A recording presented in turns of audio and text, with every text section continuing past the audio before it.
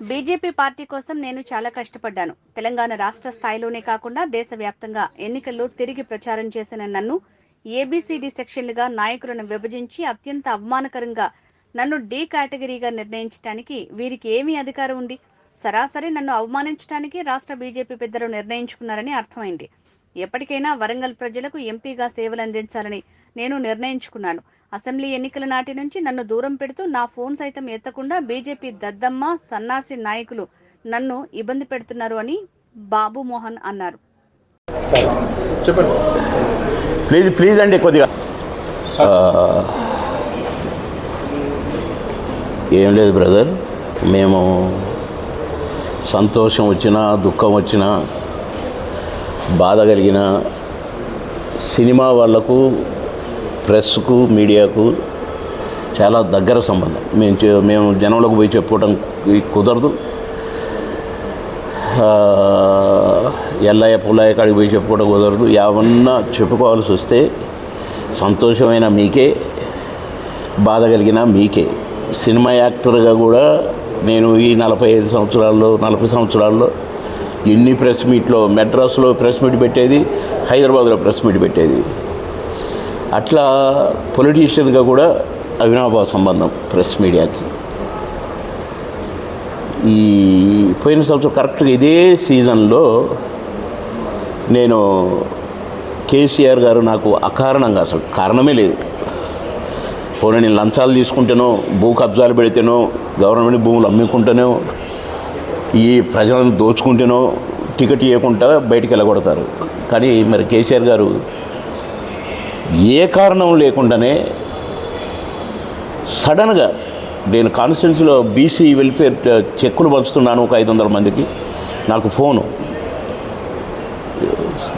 రమ్మంటున్నారు సీఎం గారు అర్జెంట్ అని. సీఎం గారు అనలేదు, మీ బావగారు అన్నారు అనుకోండి, ఉన్నట్టుగా మాట్లాడటం నాకు అలవాటు. సరే ఇమ్మీడియట్గా బయలుదేరి వచ్చాను. నీ టికెట్ వేరే వాళ్ళకి ఇచ్చారన్నారు. ఓకే, ఒక నిమిషం కలిసిపోతున్నానంటే అపాయింట్మెంట్ కూడా ఇవ్వలేదు. సరే వెంటనే నేను బయటకు వచ్చేసిన కేటీఆర్కి చెప్పి, ఇక మళ్ళీ ఎప్పుడు కూడా అడుగు పెట్టను అని వచ్చాను. అయిపోయింది అది ఆ చాప్టర్. నేను స్వతహాగా టీడీపీలో ఉన్నాను. అయితే ఈ 5 ఇయర్స్లో పోయిన పార్లమెంట్ ఎలక్షన్స్ నుంచి మళ్ళీ పార్లమెంట్ ఎలక్షన్స్ రాబోతున్నాయి. ఇదే సీజన్ అన్న, అందుకే కరెక్ట్గా ఇలాగే జాయిన్ అయ్యాను బిఫోరే బీజేపీ పార్టీలో. అంతకుముందు టీడీపీ బీజేపీ ఒకటే. నేను టీడీపీ కండువా బీజేపీ కండువా కలిపి వేసుకునేవాడిని.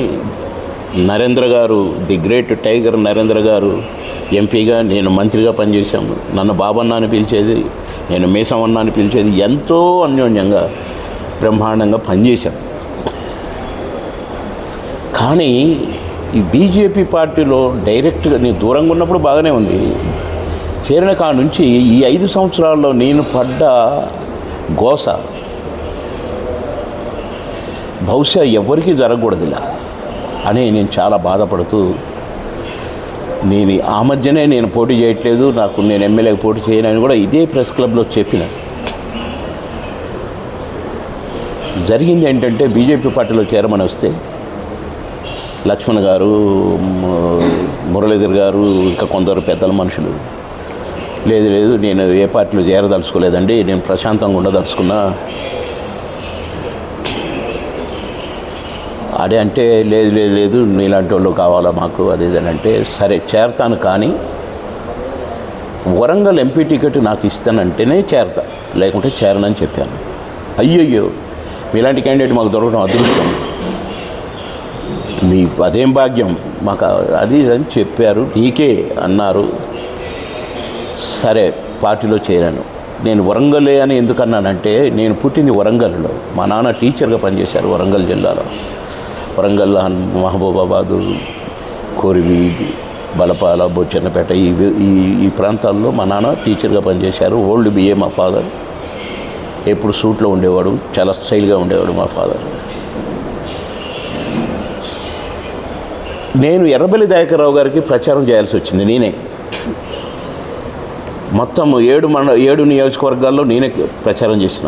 ఎర్రబెల్లి దయాకర్రావు గారు ఎంపీగా పోటీ చేసినప్పుడు అక్కడ ప్రతి ఊరిలో, నువ్వు ఇక్కడ పుట్టినోడివే కదా, నువ్వు వరంగల్ ఓడివే కదా, ఎవరికో ఓట్లు ఏమని చెప్పడం కాదు, నువ్వెందుకు ఓట్లు ఎంచుకో, నువ్వు ఎక్కడో నిలబడ్డవేంటి, నువ్వు అక్కడే సేవ చేయటం కాదు కదా, నువ్వు ఈడ పుట్టినవు ఈడ సేవ చేయాలి అని చాలామంది అంటే, టైం వచ్చినప్పుడు తప్పకుండా చేస్తాను, కానీ ఇప్పుడు ఇది టైం కాదు, మీరు అది అడగకూడదు అని చెప్తూ అందరికీ నేను వాగ్దానం ఇచ్చిన. ఆ తర్వాత ఇక బాబు మన వరంగల్లో పుట్టిండు, ఎర్రబెల్లి దగ్గర కాన్స్టిట్యున్సీలో పుట్టిండని మొత్తం చాలా వరకు బాబు మోహన్ వరంగల్లో పుట్టాడు, ఇక్కడ పుట్టి ఖమ్మంలో పెరిగాడు అనేది ప్రచారం అయిపోయింది, గోల అయిపోయింది. కానీ నేను ఇక్కడ ఇరక్కపోయినాను కనుక నేను ఇక్కడ 3 సార్లు ఎమ్మెల్యేగా పనిచేస్తూ సేవలు అందిస్తూ మంత్రిగా 2 రాష్ట్రాలకు పనిచేస్తూ ఉన్నాను కనుక నేను ఆ కోరిన బీజేపీ పార్టీని సరే అన్నారు అని ఢిల్లీ పంపిన లిస్టు నా పేరే లేకుండా నీలాంటి క్యాండిడేట్ మాకు ఎక్కడ దొరుకుతారు, మా అదృష్టం అన్న మనుషులు, అంత పెద్ద మనిషి మురళీధర్ గారు, అంత పెద్ద మనిషి లక్ష్మణ్ గారు, వారికి ఇప్పుడు 3 పోస్టులు ఉన్నాయి. 3 ఒక పోస్టే దండగ అనుకోండి. అంత పెద్ద మనిషి ఒక రాష్ట్ర అధ్యక్షుడు నా పేరు లేకుండా పంపితే వెంటనే ఢిల్లీ ఫోన్ చేశాను. నేను చెప్పాల్సిన వాళ్ళు చెప్పినా, నేను అయ్యయ్యో నీ పేరు లేకుండా వచ్చింది, ఎవరో సాంబమూర్తి అంట అతని పేరు, అతను నల్గొండ జిల్లాకు సంబంధించిన అతని పేరు పెట్టి పంపారు, టికెట్ వచ్చింది, డిపాజిట్ రాలేదు, అయిపోయింది, డబ్బులు పంచుకున్నారు, ఓవర్. ఇక నేను వద్దు అనుకున్నా, కానీ మనసు చంపుకోలేకపోయాను. ఎందుకంటే మొదటి నుంచి బీజేపీకి కండ వేసుకొని తిరిగినవాడిని, ఇప్పుడు ఈ కష్టకాలంలో నేను ఉండాలి అని నాకు నియోజకవర్గం పని చెప్పే నియోజకవర్గం ఏ రాష్ట్రాలకు పంపితే ఆ రాష్ట్రాలు 12 రాష్ట్రాలు తిరిగాను. ఢిల్లీ ఎలక్షన్స్కి నేనే, బొంబాయికి నేనే, ఇది పశ్చిమ బెంగాల్ అక్కడ ఒక ఎంపీకి ప్రచారానికి అటు పంపారు, ఒరిస్సా పంపారు, అండమాన్ కూడా పంపారు, ఇట్లా కర్ణాటక ఎక్కడెక్కడికో పంపితే అక్కడక్కడికి పోయి ప్రచారాలు చేసి నేను పోయిన కడలు గెలిపించే వచ్చాను. అబద్ధమైతే మీడియాలో చూసుకోవచ్చు, నన్ను పంపిన వాళ్ళు నాతో పాటు ప్రచారానికి వచ్చిన వాళ్ళు చూసుకోవచ్చు.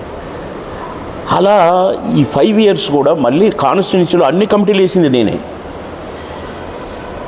అన్ని మీటింగ్లు పెట్టింది నేనే. ఏ మీటింగ్ అన్నా మీటింగ్ అనగానే ఏ మంత్రి వచ్చినా నేనే. 5 ఏళ్ళు అయిపోయింది. ఎమ్మెల్యే టికెట్ కాడికి వచ్చేసరికి ఫస్ట్ అన్ని పేపర్లలో నా బాబు మోహన్ పేరు లిస్టుల్లో వచ్చిందండి. బాబు మోహన్ ఫస్ట్ లిస్ట్ అని 20 మంది పేర్లు 30 మంది పేర్లు వచ్చిన లిస్టులలో అన్నీ నా పేరు ఉంది. కానీ కరెక్ట్ ఒరిజినల్ లిస్ట్ వచ్చినప్పుడు నా పేరు లేదండి ఫస్ట్ లిస్టులో. నేను దిగ్భ్రాంతి చెంది నా కాన్స్టిట్యున్సీలో 4లు తట్టుకోలేక, ఎందుకంటే నా దగ్గర టీఆర్ఎస్ లేదండి, ఇది ఫ్యాక్ట్. నేను చాలా మీటింగ్లో కూడా చెప్పాను. టీడీపీ పార్టీని మొత్తం కుప్ప చేసి తీసుకురా అని చెప్పిన సీఎం గారంటే, నా దగ్గర ఒక వార్డు మెంబర్, ఒక సర్పంచ్గా కూడా టీఆర్ఎస్ లేరండి ఆందోళన కాన్స్టిట్యున్సీలో. అలాంటిది మొత్తాన్ని కుప్ప చేసి టీఆర్ఎస్ అని బోర్డు పెట్టి జాయిన్ అయ్యి 2 సార్లు డిప్యూటీ సీఎంగా చేసిన దామోదర్ గారిని, వారి మీద సోనియా గాంధీ గారు కూడా వచ్చారు దామోదర్ గారికి ప్రచారానికి. అప్పుడు దామోదర్ గారు సీఎం క్యాండిడేట్గా అనౌన్స్ చేసిపోయారు. అయినా నేను గెలిచాను, నా సైన్యంతో గెలిచాను టీఆర్ఎస్ ఎమ్మెల్యేగా, సంతోషం. అలాంటిది నేను మొత్తాన్ని తీసుకొని బీజేపీకి వచ్చినప్పుడు రావడానికి కుదరలా, ఎందుకంటే అక్కడంతా సెటిల్ అయిపోయారు. ఈ ఎలక్షన్కి మొత్తం మళ్ళీ నా బ్యాచ్ మొత్తాన్ని తయారు చేసుకొని పెట్టుకున్నాను. 3 నెలల ముందు నుంచి 6 నెలల ముందు నుంచే ఎమ్మెల్యేకి ఎగెనిస్ట్గా పనిచేస్తూ మా లీడర్ బాబు మోహన్ అనుకుంటూనే బయటకు వచ్చారు, అంత రెడీగా ఉన్నారు. ఎప్పుడైతే ఫస్ట్ లిస్ట్లో నా పేరు రాలేదో సందిగ్ధంలో పడిపోయారు. ఎట్లా ఇప్పుడు ఎటు పోదాం మనం, బాబన్నకు టికెట్ రాలేదు, ఇప్పుడు ఇక్కడ ఉంటేనేమో అతనికి పని చేయాల్సి వస్తుంది, అతను పని చేయడం వద్దని మనం అనుకున్నాము, ఇప్పుడు ఏం చేద్దాం అనుకుంటున్న టైంలో సెకండ్ లిస్ట్ వచ్చింది. సెకండ్ లిస్ట్లో కూడా నా పేరు లేదు.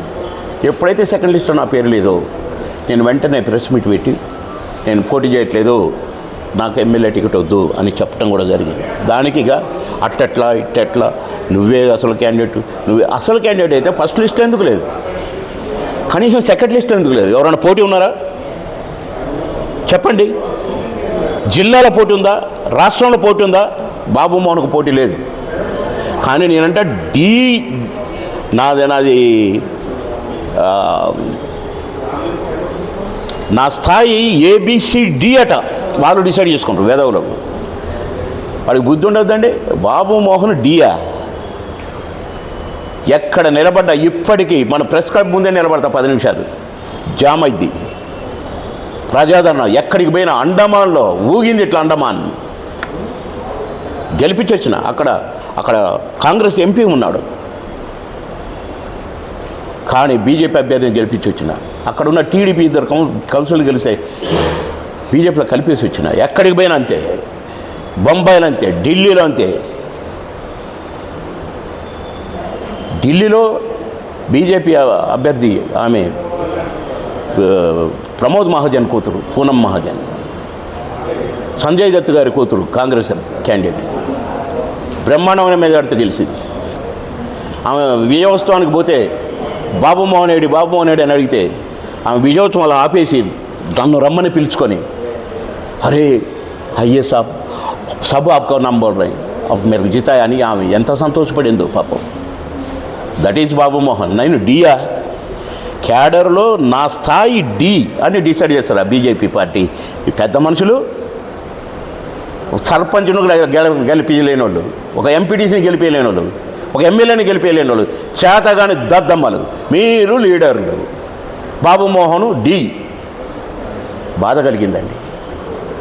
నా కాన్స్టిట్యున్సీలో ఎవడో చేర్చుకొని 4-5 గ్రూపులు తయారు చేశారని. వీళ్ళే జిల్లా ఇన్ఛార్జ్ ఆమె ఉంది జయశ్రీ అని. ఇక ఆమెకి ఇదే పని. బాబు మోహన్కి ఎగెనెస్ట్ ఎంతమందిని తయారు చేయగలుగుతాడు. ఆమెకు అసలు పుట్టటమే అందుకనే పుట్టిందో ఏమమ్మా. ఇక ఇంకొక ఆయన ఉన్నాడు ఇన్ఛార్జ్ అని, ఇంకొక ఆయన. వీళ్ళందరినీ కూడా హెడ్ ఆఫీసులో ఉన్న వాళ్ళు ఎంకరేజ్ చేయటం అండి. ఆ 4 గ్రూపులు కూడా నాకు ఎగెనెస్ట్గా ఒక 2 గ్రూపులు ఏమో కాంగ్రెస్కు పనిచేసినాయి, ఒక 2 గ్రూపులు ఏమో టీఆర్ఎస్కు పనిచేసినాయండి. ఎలక్షన్ అయిన తెల్లారి నుంచి వాళ్ళని పిలుచుకొని హెడ్ ఆఫీస్కి, ఇక మీరే మొత్తం, ఇక బాబు మోహన్ పక్కన పెడతారు. నన్ను పక్కన పెడితే నా కాంతి ఆగుద్దా, నా శక్తి ఆగుద్దా? ఆపుతారా మీరు? బాధతో ఉన్నానండి నేను. ఈ 5 సంవత్సరాల్లో ఒక పక్క మా బాబుకు టికెట్ ఇస్తున్నారట, అది కూడా కొంచెం సూచాయగా తెలిసి నేను అడిగితే నాకేం చెప్పలేదు మా బాబు. పోనీ పార్టీకి తెలిసింది, పార్టీ ఇవ్వాలనుకుంది, నాకు చెప్పొచ్చు. నేనే ప్రచారం చేసేవాడిని, నేనే పోయి ఇవ్వండి అని అనేవాడిని. ఇస్తానని ఆశ పెట్టి ఫస్ట్ లిస్ట్లో నా పేరు రాకుండా, సెకండ్ లిస్ట్లో నా పేరు రాకుండా వాడికి ఇవ్వాలంటే మరి ఎందుకు ఇవ్వలేకపోయారు ఏంటో. ఏదైనా ఉంటే నాతో మాట్లాడవచ్చు కదా. ఏం మాట్లాడకుండా ఉంటే వాడు అలిగి టీఆర్ఎస్లోకి వెళ్ళిపోయాయి. ఇటు నన్ను 3వసారి టికెట్ ఇచ్చి పో నా మనిషిని వేయాల్సిందంటే తీరా అడిగిపోయేసరికి ఇక 2 లిస్టుల్లో నీ పేరు రాలేదన్నగా మేమందరం కాంగ్రెస్లో చేరినవనేమో నా క్యాడర్ ఎంట్రీ. ఏం చేయాలరా, క్యాడర్ లేకుంటే అయిపోయిందే, నేను ఇప్పుడు ఎట్లా అని కింద మీద ఆడుతూ ఫోన్లు చేస్తే కిషన్ రెడ్డి ఎత్తాడు, ఇంకొక ఆయన ఎత్తాడు, నన్ను ఎర్రటెండలు తిరిగి గెలిపించిండు అనే బండి సంజయ్ ఎత్తాడు. ఎత్తలేదండి. డి క్యాడర్ కాబట్టి నాకు ఖర్చులో కూడా డబ్బులు ఇవ్వరట, నాకు అక్కర్లేదు, నేను అడగలేదు కూడా. కానీ ఫోన్ కాల్ ఎత్తితే బాబు మోహన్ డబ్బులు అడుగుతాడా, ఇంకేమైనా అడుగుతాడా, ఇంకా మొత్తానికి ఫోన్లు ఎత్తకుంటుంటే ఏం చేస్తా. ప్రతి గ్రామం తిరిగాను. నేను చేసినట్టుగా ప్రచారం ఏ పార్టీ చేయలేదు. 100-200 సైకిల్ మోటార్లు పెట్టుకొని గ్రామం తిరిగాను. లాస్ట్ డేన 1000 బైకులతోటి ర్యాలీ తీసి బ్రహ్మాండంగా ప్రతి గ్రామం. కాకపోతే ఒక్క గ్రామం వదలకుండా తిరిగానండి పట్టుదలగా. ఇక నేను అంతకంటే మించి నేనేం ప్రచారం చేసుకోలేకపోయాను, ఎందుకంటే సైలెంట్ అయిపోవాల్సి వచ్చింది నా పొజిషన్. ఇప్పుడు వాళ్ళతోటి నన్ను తిట్టిపిస్తున్నారండి. నేను తిట్టగలను, నాకు తిట్టడం వచ్చు. ఏ రకంగా తిట్టాలంటే ఆ రకంగా తిట్టగలను. అన్ని రకాల తిట్లు వచ్చు నాకు. కానీ నేనేం అనదలుచుకోలేదు, ఎవరిని ఏం అనదలుచుకోలేదు. వాళ్ళ విజ్ఞతకే వదిలేసి పార్టీ నుంచి తప్పుకోవాలనుకున్నాను. వేరే పార్టీ లేదండి, ఏమనుకోలేదు బ్రదర్. బీజేపీకి రాజీనామా చేయాలని ఎందుకో నిన్నటి నుంచి అనుకున్నాను. నేను ప్రెస్ మీట్ పెట్టాలనుకున్నాను, కానీ ప్రెస్ క్లబ్లో ఇవాళ ఈ కార్యక్రమం కూడా ఉండేసరికి నన్ను ఎవరైనా ఏదైనా అడిగితే కూడా చెప్పాల్సి వస్తుంది, తప్పదు. కనుక ఎందుకో అసలు డైరెక్ట్గా నేను బీజేపీకి రాజీనామా చేస్తున్నాను. రేపు ఏం చేస్తానో ఏమవుతానో తెలియదు, కానీ జీవితంలో ఖచ్చితంగా ఒక్కసారి వరంగల్ ప్రజలకు మాట ఇచ్చాను కనుక నేను అక్కడ పుట్టాను కనుక ఎంపీగా పోటీ చేస్తాను, గెలుస్తాను. కాంగ్రెస్లో గెలిస్తే ఎక్కడో ఇంకా అనుకోలేదు బ్రదర్, నేను రాజీనామానే అనుకున్నాను. అసలు నేను పాలిటిక్స్ బాబుమోహన్ గారు మీరు మీకు టికెట్ నిరాకరించిందా లేకపోతే ఏదో మొత్తానికి ఏదైతే గొడవ జరిగింది మీరు ప్రెస్ మీట్ పెట్టారు కదా, 2 లిస్టుల్లో నా పేరు రాను. మొత్తానికి టికెట్ అయితే ఇచ్చారు కదా, ఎప్పుడు ఇచ్చారు? లాస్ట్గా మొత్తానికి ఎందుకు ఇవ్వాలి అట్లా? ఎమ్మెల్యేగా పోటీ చేశారు కాదండి, ఎందుకు నేను చేయనన్నాను కదా, ఓకే ప్రెషర్ పెట్టారు కదా. ఎంపీ టికెట్ ఇస్తాం నీకే, అది ఇప్పుడు కాదు కదా, ఇంకో టైం ఉంది, దానికి 5 నెలలు టైం ఉంది, నువ్వు ఇక్కడైతే నువ్వు పోటీ చేయాల్సిందే అంటే బోర్ని మమ్మల్ని ఇది చేయకపోతే మళ్ళీ అది ఇస్తారో ఇయ్యరో అని చేసిన, కానీ ఇప్పుడు అది కూడా ఇచ్చేటట్లేరు. MP ticket ఇవ్వనంటున్నారా? ఇచ్చేలా లేరండి. ఎవరో ఐపీఎస్ ఆఫీసర్ అట, ఆయన అనౌన్స్ చేస్తున్నారు, తిప్పుతున్నారు. ఇంకొక అతను మందకృష్ణ మాదిగ అంట, ఆయన తిప్పుతున్నారు. ఇంకొక అతను ఎవరు అనంట, ఏదోనట. ఇవన్నీ తెలిసి నేను ఇంకా ఉండటం నాకు నా స్థాయికి తగదు. అంటే ఆ రోజు మీరు పెట్టిన ప్రెస్ మీట్ కుంభం ముంచిందా? నా ప్రెస్ మీట్ నా వాయిస్ ముంచదండి, పక్కోళ్ళ కొంపే ముంచుద్ది. రేపు బాబు మోహన్ బయటకు వచ్చినాక తెలుస్తుంది నా స్థాయి ఏంటో, నా విలువేంటో. సార్ ఇంతకుముందు కూడా సేమ్ బీజేపీకి రాజీనామా చేస్తా అని చెప్పారు ఇదే ప్రెస్ క్లబ్లో. రాజీనామా చేస్తానని చెప్పలేదు బ్రదర్, పోటీ చేయట్లేదని చెప్పాను. ఎందుకంటే నేను ఎంపీగా కదా పోటీ చేయాలి, అదేదో అయిపోయింది. ఇప్పుడన్నా ఇస్తారు, 100% ఇస్తారని నమ్మకంతో ఉన్నా నేను. ఎందుకంటే అందరి దృష్టికి పోయింది, నేషనల్ లీడర్స్ ఎంతమంది అయితే ఈ రాష్ట్రానికి ఇన్ఛార్జ్ కూడా అందరి దృష్టికి పోయింది. కానీ ఓన్లీ లక్ష్మణ్ గారు, ఓన్లీ కిషన్ రెడ్డి గారు నాకు టికెట్ ఇవ్వకూడదు, నేను ఎట్లనైనా వెళ్ళిపోయేటట్టు చేయాలని మాత్రమే 3వ లిస్టులో నా పేరు పెట్టడం, మళ్ళీ ఎక్కడ కూడా సహకరించకపోవటం, మళ్ళీ ఇప్పుడు నా పేరు ప్రస్తావన ఒక్క ఫోన్ కాల్ లేదు సార్. ఇప్పటి వరకు డిసెంబర్ నుంచి నాకు ఒక ప్రోగ్రాం చెప్పట్లేదు సార్. అమిత్ షా గారు వచ్చినా చెప్పట్లేదు, మోడీ గారు వచ్చినా చెప్పట్లేదు.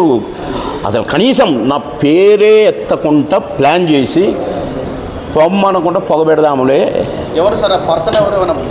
డైరెక్ట్ అని చెప్తున్నా కదండి, కిషన్ రెడ్డి గారు మరి అధ్యక్షుడు.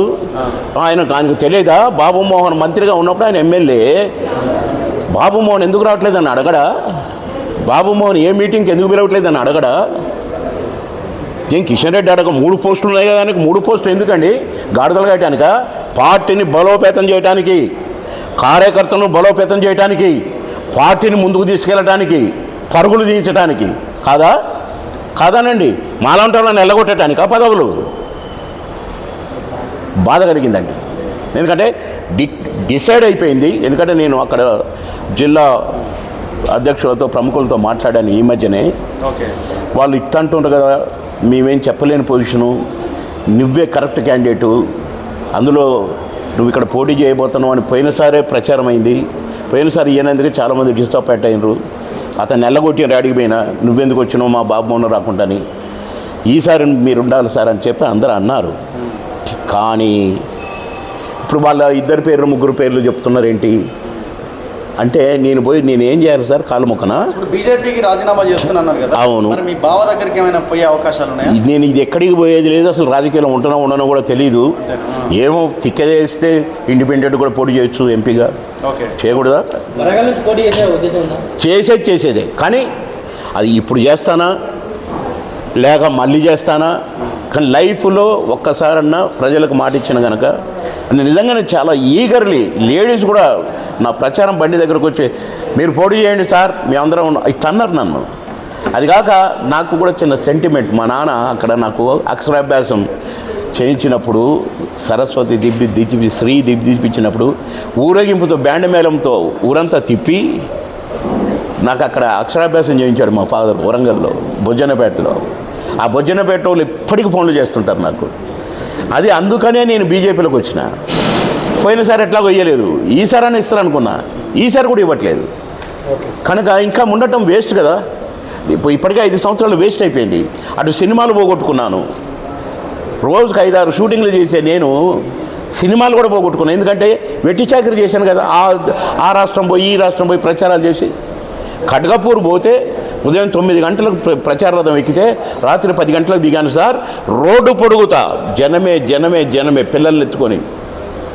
పురంధరేశ్వర్ గారు నేను అసలు ఏం జనం అది. ఎప్పుడో 20 years back 15 years back Chiranjeevi గారు వచ్చారు సార్, మళ్ళీ మీరు వచ్చారు సార్, అబ్బా అని మొగోళ్ళు ముసలోళ్ళు డ్యాన్సులు వేయటం. 90,000 మెజారిటీ గెలిచిండు అక్కడ. ఏది పశ్చిమ బెంగాల్ గవర్నమెంట్ మీద బీజేపీ అభ్యర్థి. అట్లా నేను ప్రచారాలు చేసి గెలిపించినండి. కానీ నాకు ఇట్లా మొండి చేసి చూపడం న్యాయమా సార్? పోయినసారి నేను కండిషనే ఎంపీ